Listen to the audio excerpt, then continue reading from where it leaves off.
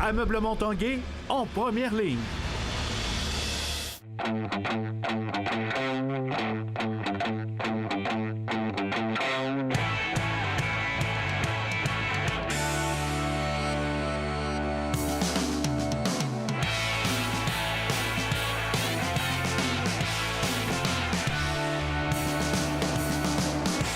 À tous, un bon mardi. Bienvenue à l'Esprit sportif. Dans l'émission, un peu plus tard, on parle football. La Coupe Prémont-Boulet avait lieu en fin de semaine au niveau juvénile. Et on vous parle également de cette belle victoire en prolongation du club de football Rouge et Or. Mais d'abord, parlons de boxe. C'est aujourd'hui qu'on annonçait la tenue d'un grand gala de boxe le 1er décembre prochain qui mettra en vedette le champion WBC, Adonis Stevenson.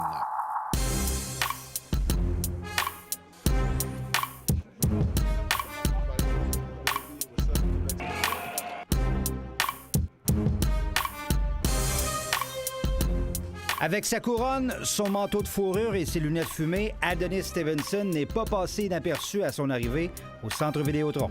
Vive le Québec libre! Et avant même de parler boxe, il voulait parler paternité. Mon nouveau bébé s'en va bientôt, là. Fille ou un garçon? C'est un gars, c'est une fille. On va l'appeler Adonia. Un papa de 41 ans qui commence d'ailleurs à ressentir le poids des années. Veux pas le corps, à un moment donné, c'est bien beau, là, mais c'est sûr que le corps est usé. C'est un gars qui est dangereux. Le dangereux, c'est lui, son prochain adversaire, l'Ukrainien Alexander Gvozdyk, un boxeur 10 ans plus jeune, médaille olympique et invaincu en 15 combats chez les pros. Oh, what a left hook that was! Alexander, c'est un gars qui a faim. Tu sais, quand t'es pas encore champion, il est champion intérimaire, mais il veut devenir champion, alors c'est sûr et certain qu'il a faim. C'est certainement l'adversaire avec le meilleur background. C'est sûr, le 10e défense, c'est sûr et certain qu'il va être tough, alors il va falloir que je donne tout à l'entraînement. Tout le monde croit dans leur groupe qu'Adonis, à 41 ans, il est temps de tirer la révérence et que moi, je ne crois pas. Et ce Gvozdyk est maintenant entraîné par le réputé Teddy Atlas, qui a d'ailleurs déjà été dans le coin de Mike Tyson. Floyd Mayweather était bien dans le coin de Badou Jack. Dans un combat qui est le plus important de ta vie, tu vas être sûr que tu as le support requis pour ça. Et Atlas est un entraîneur de renom, un entraîneur qui a gagné en championnat du monde. De plus en plus, je vais avoir des gars qui sont reconnus, qui veulent me dépouiller de mon titre. Une couronne de plus en plus menacée. Stéphane Turcot, TVA Sport, à Québec. Parlons maintenant de football universitaire. Le Rouge et Or de l'Université Laval qui a confirmé en fin de semaine son championnat du RSEQ alors qu'ils l'ont emporté en prolongation 18-15 face aux Carabins. On aura les commentaires d'après-match, mais d'abord, voici en son, en image, cette victoire du Rouge et Or. De Richard, 5 receveurs. On y va par la passe. De Richard, cherche le receveur. La passe complétée. À la ligne de 5, dans la zone début, touché! Benoît Gagnon-Brousseau. Attention à 5 receveurs. Morin cherche le receveur, il y rejoint Sac-du-Gard. Mathieu Betts vient de battre le record. Mathieu Betts avec maintenant 32,5 Sac-du-Gard en carrière. Il est au premier rang du football universitaire québécois, vient de devancer Jim Aroux. De jeu au sol. Morin, la pression, ça mène des frappes échappées. Le ballon est libre. Le ballon est toujours libre et ça a été récupéré par le Rouge et Or. Mathieu Betts a le ballon. Échappé, provoqué par Maxime Lavallée. 49 maintenant. On lui remet le ballon encore une fois. Fort Pompeu à l'extérieur. Il a perdu le ballon, c'est récupéré. C'est récupéré par Marc-Antoine Dequoy. Dequoy qui revient à l'intérieur. À la ligne de 10, touché. Marc-Antoine Dequoy. 4e interception de Chambers cette saison. On avait réussi 2 la semaine dernière contre les Stingers. Dimitri Morin regarde à la zone des buts. La passe à la zone des buts et c'est passe incomplète. La remise est bonne. C'est réussi. Le Rouge et Or, avec toujours une fiche parfaite, s'assure du premier rang du football universitaire du RSEQ. 18-15, le Rouge et Or l'emporte en prolongation. Et s'assure du premier rang. Au-delà d'être devenu le recordman pour le nombre de sacs du corps en carrière dans le RSEQ, c'est Mathieu Betts qui finalement anéantit les chances des Carabins de remporter le championnat de la saison régulière avec une performance de 4 sacs du corps au grand plaisir de ses coéquipiers et de son entraîneur. Écoute, c'est un joueur dominant. Je pense je compte les jours qui restent avec lui, celui qui ne sera pas ici longtemps. Il est dominant sur tous les aspects. Puis je pense qu'il aussi, nos joueurs se nourrissent sur son énergie. C'est un gars qui adore jouer au football et c'est un gars des grandes occasions. Je l'aime beaucoup. Je suis surtout très content de ne pas jouer contre lui. Depuis qu'il est arrivé à Laval, honnêtement, il fait du dommage. C'est incroyable. Puis on est très content qu'il soit avec nous. Je pense qu'on a tout le monde embarqué là-dedans défensivement. Puis c'est dans les bonnes performances qu'on a livrées défensivement. On a accordé 15 points à une bonne équipe. On les a arrêtés souvent en deuxième demi, en prolongation. Donc je pense que c'est une super belle performance défensive. Il nous manquait vraiment pas grand-chose. Puis la réalité, c'est qu'on joue avec beaucoup de jeunes. C'est ça que je disais au début. On n'a pas joué pour la victoire, on a joué pour le premier rang. Avoir la donne du moins à la maison. À toute fin pratique, avec cette victoire, le Rouge et Or détient maintenant l'avantage du terrain pour l'ensemble des séries puisque la demi-finale canadienne sera disputée au Québec contre la formation championne des Maritimes. Et on le sait déjà, la Coupe Vanier sera jouée ici le 24 novembre prochain. Stéphane Turcot, TVA Sport à Québec. Après la pause, la Coupe Prémont-Boulay.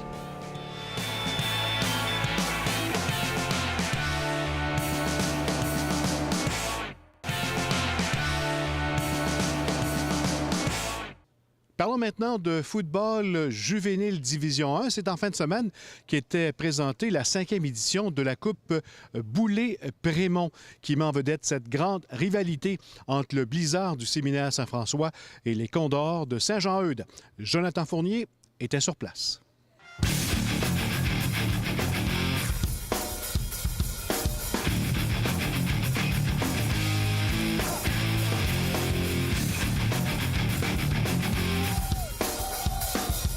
Vraiment, cette grande rivalité entre Saint-Jean-Eudes et le Séminaire Saint-François, ça date de quand, ça?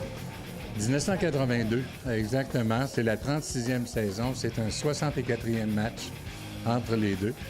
Je pense que c'est une des plus grandes rivalités là, du sport scolaire à l'échelle de la province. Et on en est bien fiers. On y fait bien attention. C'est une idée qui est venue de vous. Comment ça vous est venu? Il y avait un match rivalité au Benjamin entre les deux clubs. Le trophée s'appelle le Roland Sabourin au niveau Benjamin. Alors, je demandais à Luc Savoie et Jean-Fred Gagné ce qu'ils faisaient pour souligner le match au niveau juvénile en saison régulière. Ils m'ont dit qu'ils ne faisaient rien. C'était le 30e anniversaire. Alors, je suis arrivé avec une idée de donner un trophée en l'honneur des deux bâtisseurs, le père Boulay et M. Sylvain Prémont. C'est important pour vous de le nommer comme ça? Oui, les deux fondateurs pour les deux programmes, deux excellents programmes en Division 1. Cette année, c'est les deux meilleures équipes.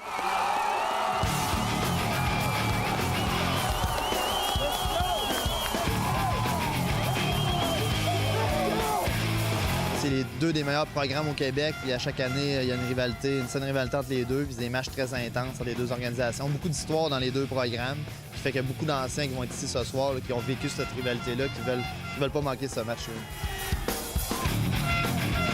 Moi, je l'ai vécu comme joueur de 95 à 99, puis comme entraîneur de 2006 à aujourd'hui. C'est une longue rivalité depuis longtemps à Québec. Moi, j'ai joué ici en 84, donc ça date de longtemps.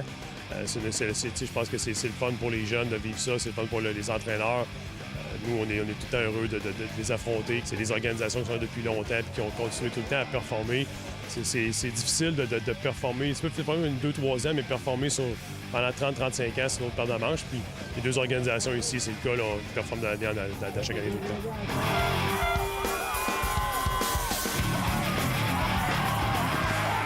Les matchs de cette rivalité dans le juvénile Division 1, vous en manquez pas un depuis plusieurs années? Non seulement les juvéniles, toutes les équipes, les 4 équipes.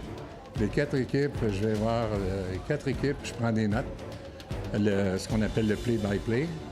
Je prends des notes sur chaque jeu, puis à la fin, pendant la semaine, au grand désespoir de mon épouse, je suis à l'ordinateur et je rédige un rapport, un compte-rendu de match, l'histoire du match. Pour les 4 équipes, à la fin de la saison, au gala, on leur remet un cahier où ils ont l'histoire de leur saison en papier. qu'inconsciemment, je refuse de vieillir. Et il n'y a pas de moyen que de rester près des jeunes qui sont tellement réceptifs, c'est notre avenir. Et puis de les voir autour de la statue ici, la photo m'a été donnée par quelqu'un qui a fait beaucoup pour le football et j'ai décidé de la mettre ici.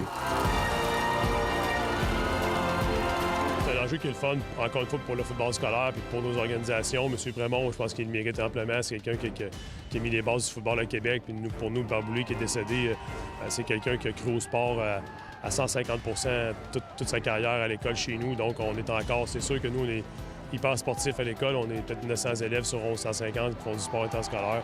Fait que ça peut, pour la mémoire du père. Puis pour M. Prémont qui est encore ici aujourd'hui, je pense que c'est le fun pour ces deux messieurs-là.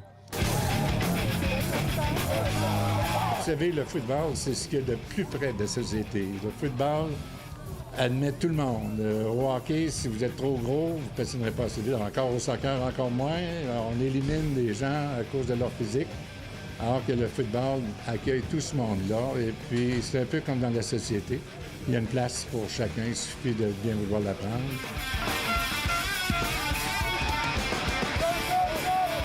On se met une pression tout le temps, mais on n'a pas... On met tout le temps nos expectations assez hautes. On veut tout le temps gagner la dernière. Puis l'objectif, c'est de gagner la dernière. Dans tout le programme, c'est celle-là. Puis aujourd'hui, c'est comme une étape pour se rendre à la dernière, justement. Pour les joueurs, c'est un match très excitant. C'est formateur. Ils vont faire face à de l'adversité. Donc, c'est bon pour leur futur éventuel quand ils vont jouer au niveau collégial universitaire.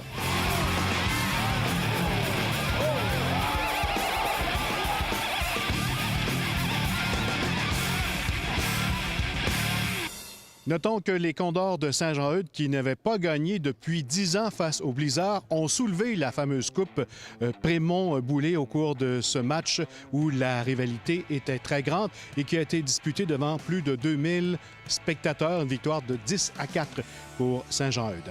En terminant, je vous rappelle qu'on a un nouveau concours sur le site Facebook de l'Esprit sportif et de TVA Québec. Gagnez votre week-end sportif. Allez voir sur place et participez. Voilà, c'était l'Esprit sportif. Bye-bye tout le monde. À demain.